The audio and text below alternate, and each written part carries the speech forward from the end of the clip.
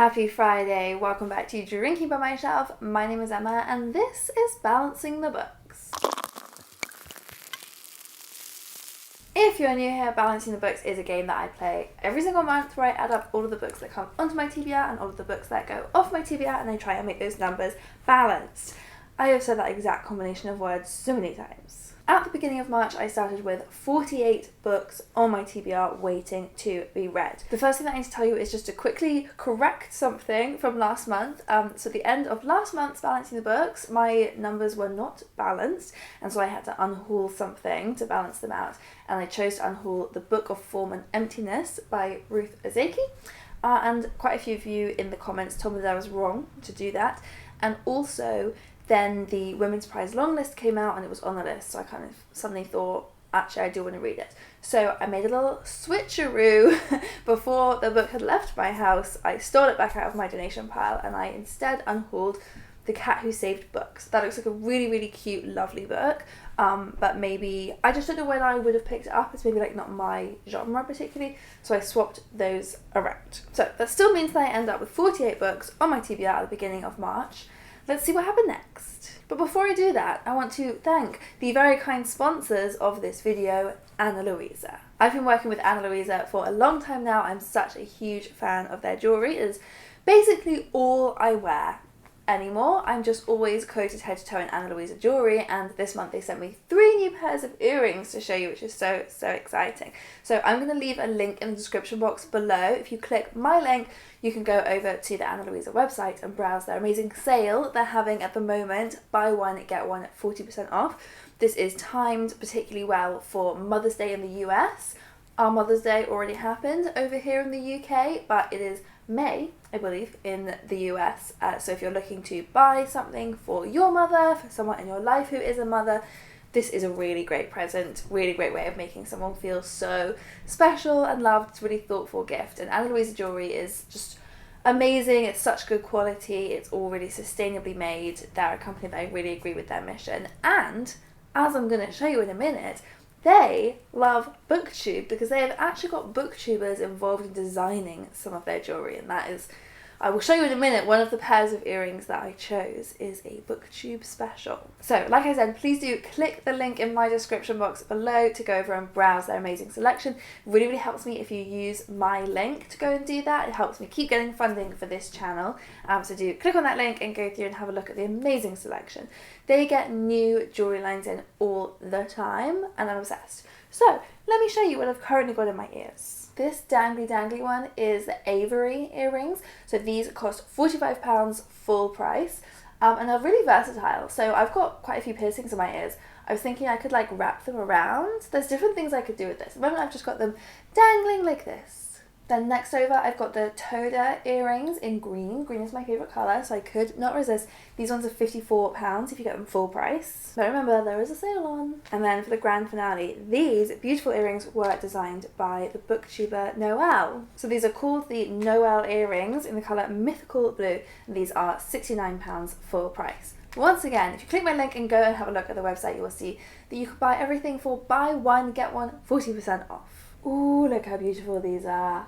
These make me feel very elegant. So thank you so much to Ana Luisa for sponsoring this month's Balancing the Books video. Now let's get on to this pile of books I've got stacked up next to me. So the first book that I read in the month of March was The Paper Palace by Miranda Cowley. I absolutely loved this book. I gave it 5 stars.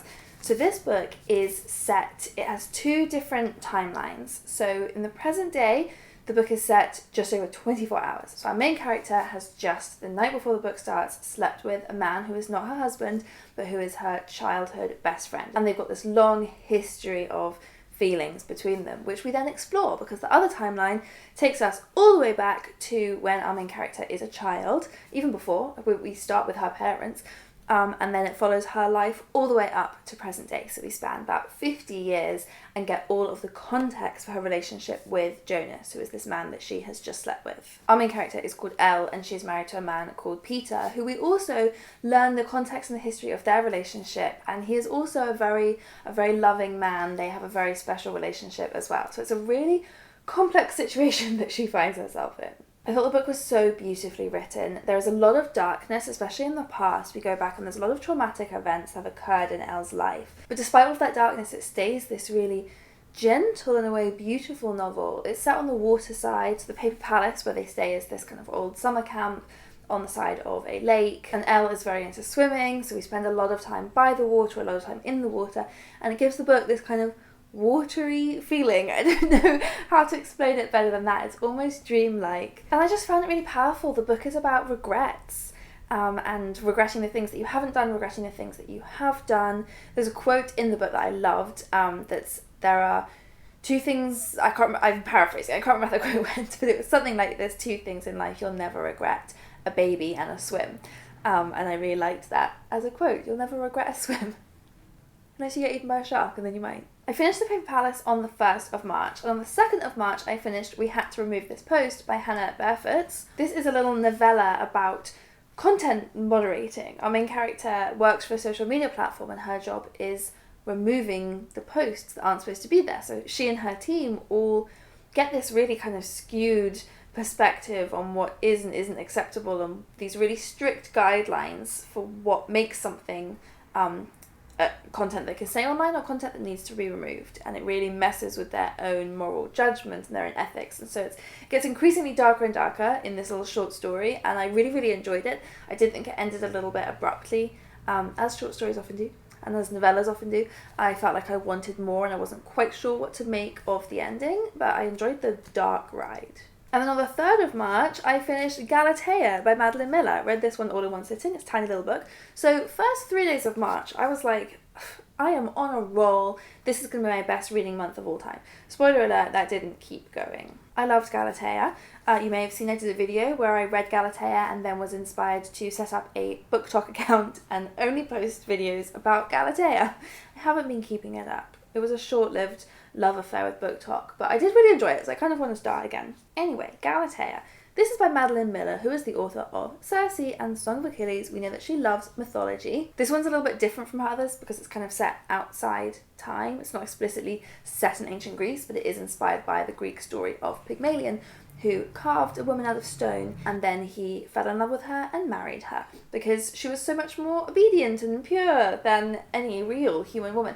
So in this, Madeline Miller takes that story and addresses how supremely fucked up that is. And I really, really recommend reading the afterword of this, which I thought was fantastic, and kind of compares Pygmalion to a modern day incel, and it put the whole thing into perfect context. I loved this. Then I did not finish a book for several weeks. So we're going to move instead onto some books that I hauled in the meantime. I got given Still Life by Sarah Winman as a present. Sarah Winman is the author of Tin Man, which I loved, and When God Was a Rabbit, which I loved. Is that what it was called? Oh yeah, and also the author of A Year of Marvellous Ways, which I actually didn't love and DNF'd, in fact. This one is set in 1944 Italy. Two strangers meet in the ruined wine cellar of a Tuscan villa and share an extraordinary evening. I am hopefully going on holiday to Tuscany this summer, so I might save this one and bring it there. I hauled some NetGalley books, so I got The Long Weekend by Gilly Macmillan. Let me remind myself what this is. It's a thriller. A group of women travel to the most remote place in England for a weekend escape, only to discover a startling note that one of their husbands will be killed before they return home. The ratings are quite mixed. This potentially will be a book that I don't end up reading. I also got from NetGalley Ocean State by Stewart O'Nan, which I thought looked really good. So in the first line of the book, we learn that a high school student was murdered, and we find out who did it.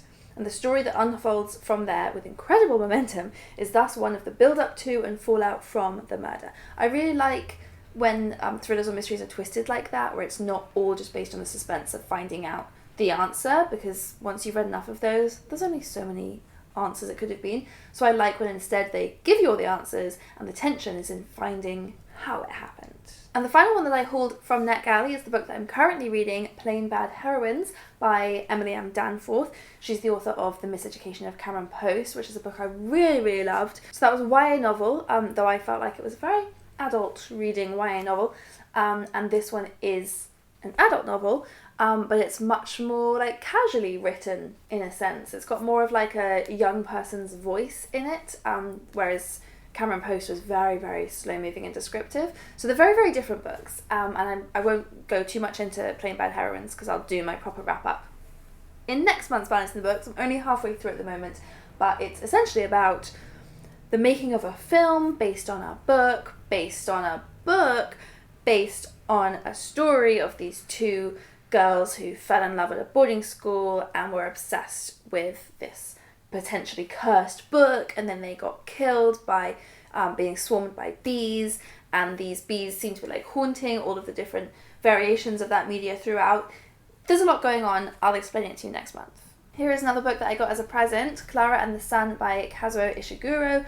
I've been so excited to read this one. I love this author. I've only read 2 of his books, Never Let Me Go and The Remains of the Day, but they were both absolutely phenomenal, so I've been really, really excited for this one. This one's about like AI, and I was intrigued by that because that's what I loved about Kazuo Ishiguro's other book that I read, Never Let Me Go. It's got this kind of science fiction premise, but it doesn't feel science fiction-y at all, so I think this will be similar. It says here that it's kind of using that premise to explore a fundamental question: what does it mean to love? And another present, The Island of Missing Trees by Elif Shafak. This is another one that is on the Women's Prize long list, so I'm definitely going to try and read that before the shortlist comes out. This one is set in the 70s on the island of Cyprus. 2 teenagers from opposite sides of a divided land meet at a tavern in the city they both call home. Okay, so that happens in Greece, but then we also have another timeline decades later in North London with the daughter of these people from the first timeline. Ooh, I love a dual timeline. Then I hauled The Bravest Voices by Ida Cook. I got that one on Audible and I read it, and I kind of thought it was really boring, and I feel a little bad about this because it's a very, very interesting story. So Ida Cook, along with her sister Louise, during the Second World War, they were really involved in helping refugees. So before the war, rather, they helped rescue a lot of people who needed to get safely out of Germany. So they did this amazing thing. But the way the book was written, it just wasn't for me. It was so much about their obsession with opera. And I understand why, because that did link into how they got into the refugee work in the first place, and it was a huge part of their lives. It was just so boring to read about. But that is not a universal opinion. So I read this one with my book club, and I think we all didn't love all of the opera bits necessarily, but I think everyone else had an overall better impression of the book than I did. And that might be partly because I listened to it as an audiobook, which doesn't usually lend itself to like the best reading experience for me. So possibly I would have found it more interesting written down, but I don't know, there was just so much about the opera. But weirdly, I found myself talking about this book to people quite a lot, just because the actual story of what they did is really interesting and is really amazing and is, you know, scarily relevant at the moment. And so I've kind of found myself recommending the book to people, even though I didn't like it. It's just weird. I DNF'd a book. I was reading a NetGalley thriller called Nobody But Us. I mentioned, I think when I hauled it last month, that I thought potentially it might be a bit generic, like it might not do anything exciting for me as a thriller, and I was right. It was perfectly fine. I got halfway through and I was just like, I'm not compelled to pick this one up. It's just a couple alone in the woods, and they've each been hiding things from each other, and I could see where it was going. I don't know exactly what was going to happen. I don't know exactly what the twists were going to be, but I kind of got the gist. I got the message it was trying to make. It was definitely an interesting, touching upon interesting social justice-y topics, which I love in a book, but I kind of got it. In this particular example, it being a thriller meant there was nowhere else really for me to go with it. So I DNF'd that one. But then my fortunes turned back in my favour again because I read Great Circle by Maggie Shipstead and I loved it. I was reading this one for about 2 weeks and I finally finished it and I gave it 5 stars. It was just fantastic. I'm going to do a whole video at some point on books with this format, which would include stuff like The Seven Husbands of Evelyn Hugo and this, and The 13th Tale and The Confession, and probably even Plain Bad Heroines. I think that's just maybe my new favourite format of book, so I'll do a proper video at some point. But essentially, this is another dual timeline book.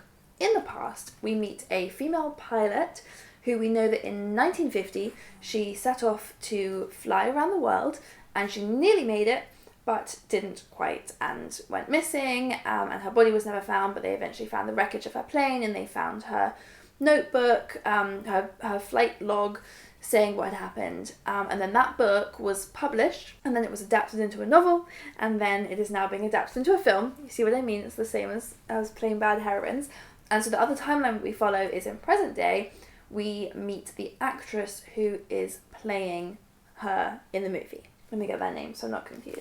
So Marion is the pilot and Hadley is the present day actress who's a kind of Kristen Stewart kind of figure, and she has reasons from her own life why she feels so connected to Marion. And I loved both stories so much that whenever it jumped back and forth between them, I was just like so excited to go back to that timeline. Do you ever find sometimes in a book there's one timeline that you're preferring more than the others, and so when it switches you're like, no, whereas this one I was just excited no matter what happened.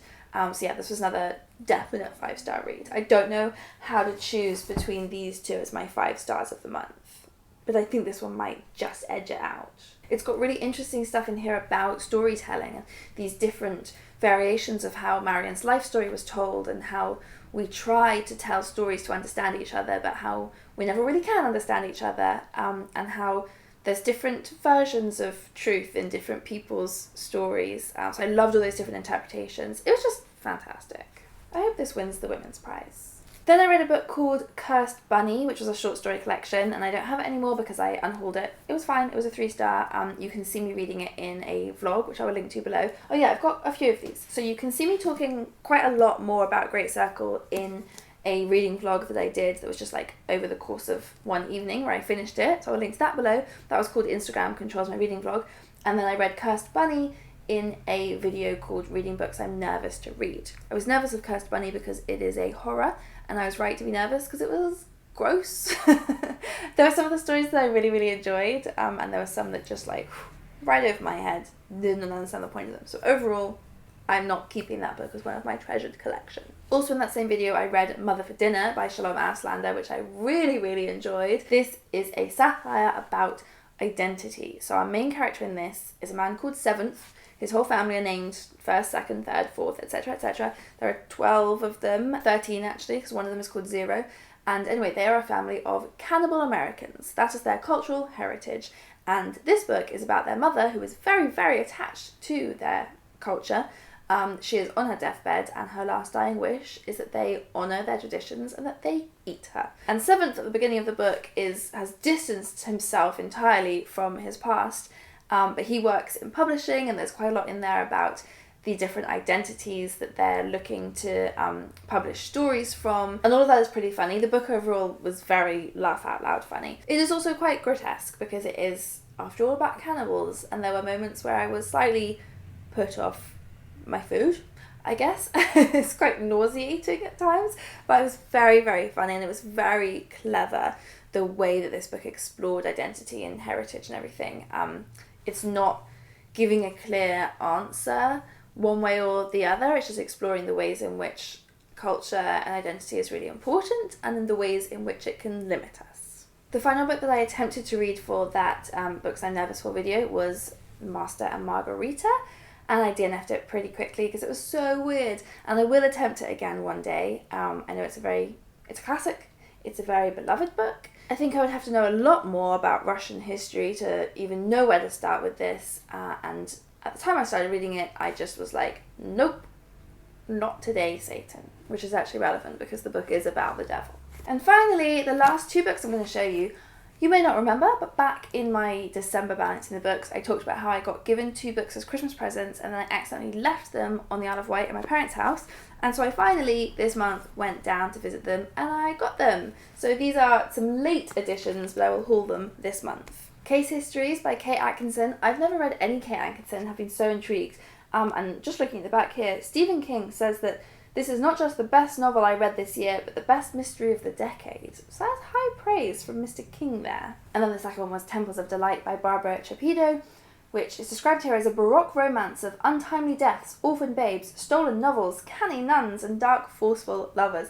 And I also was looking earlier at some of the Goodreads reviews, and this book is so beloved to a lot of people. The reviews were just amazing. People talking about how, apparently there's a particular scene in here that a lot of people referenced being like the perfect comic scene. So I'm very excited for that.